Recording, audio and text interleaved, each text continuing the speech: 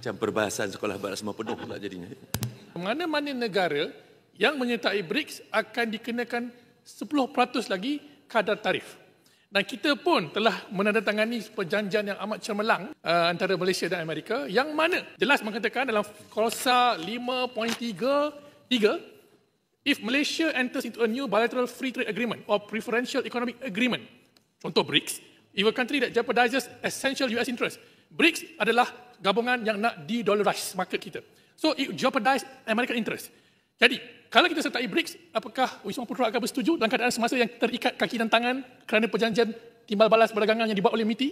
Datuk Dr. Tua, soalan dia dah tanya macam, dia jawab sendiri. Jadi maknanya kita perlu berhati-hati, Yang Berhormat macam. Dalam apa jua selepas ini, yang nak kita lakukan supaya kita tak terjerat kaki. Walaupun klausa-klausa yang mengatakan bahawa kita bebas, tapi perlu kita buat pemerhatian dan kita perlu berhati. Jadi adalah memadai untuk setakat hari ini, pandangan peribadi saya, kita berpuas hati untuk kita menjadi sebagai negara rakan kepada BRICS. Tidak ada bezanya negara rakan berstatus negara rakan dengan sebagai status ahli penuh. Jadi kita berpuas hati begitu.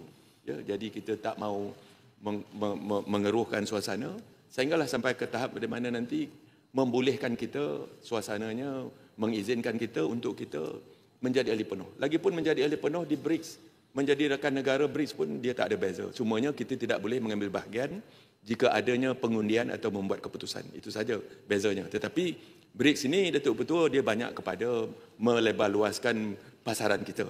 Kerana negara-negara ini merupakan rakan dagang, negara berdagang yang besar, ekonomi berdagang. Jadi banyak baiknya daripada tak baik jika kita dapat bersama-sama untuk berdagang dengan rakan-rakan negara ini. InsyaAllah.